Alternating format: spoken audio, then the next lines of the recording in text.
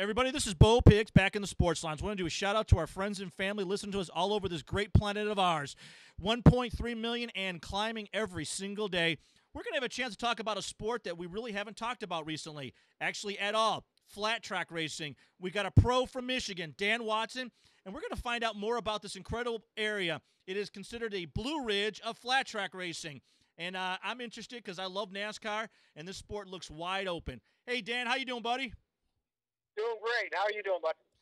Awesome, All right. awesome, awesome. Thanks for taking the time with us today. We know how busy you are, but man, a pro in flat track racing. You're going to need to educate a bunch of listeners about this incredible sporting event.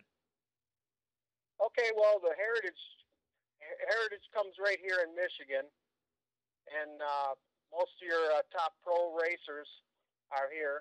Um, got nine-time champion Scotty Parker. He's won 97 wins. You got Bart Markle. They're all called the Michigan Mafia. This is where it all began, pretty much. Uh, and I think biggest part of it is because we got all the weathers here. We got ice racing and everything like that. So it's been a good heritage up here in Michigan. And you know what's interesting too about flat track racing is the fact that like you said, the lakes, the frozen lakes, the beaches. Is it now? When I went online, it's not only flat track racing is just flat out one way. You've got ovals, you got different types of racing. There's different bikes involved. There's just a lot involved in the sport. It's pretty intense. Yes, it is. Yep, you got TT races with in Peoria, Illinois. You hit a jump doing like 70 miles an hour, fly through the air, and then you have to turn right and then a quick left, and you're on a half-mile track, speeds up to 90 on that. So then you got your shorter tracks, which are quarter miles, and then you got your half-mile racetracks and your mile racetracks. Speeds up to 140 on dirt. Turn left.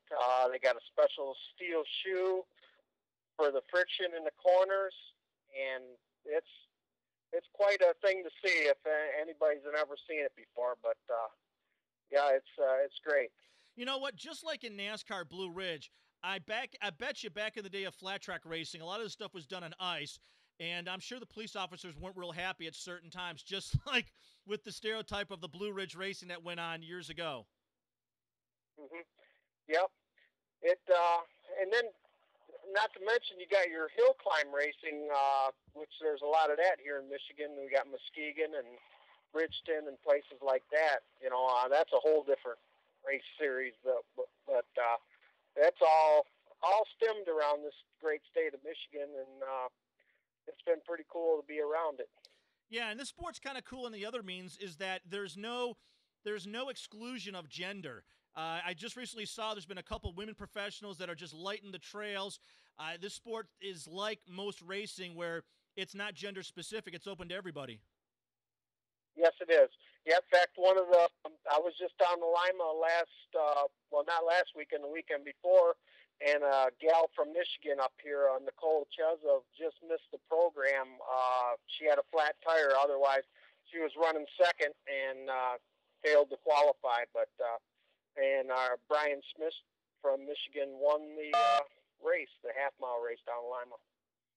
You know, the other thing, Dan, that it's interesting about this sport is the equipment involved. It's almost like a haven for a guy or gal who likes to tinker around with their vehicle because there's a little more different to a bike when you do flat track racing, especially on the ice. You and I were talking about when we first ran into each other, the different studs involved. I mean, do you pro race all season long, 365 if you could? Oh yeah, you could do it for sure. Yep. And if not, the races stem all over the United States. We have a schedule that hits almost every place. You know, Now, what's the every main corner. website But for you guys? What's the main website for flat track racing? Is it flattrackracing.com? it's AMARacing.com. That's for the professionals. AMAProRacing.com. Yep. That's Now, the main. You have to join that to go to all the different races in the country. So Now, do you race predominantly local, or do you go national scene as well, or do you back in the pros when you were racing? Where did you usually go about to do the races? Give us a traditional outline of what's involved to be a fast track racer as far as your schedule. Yeah.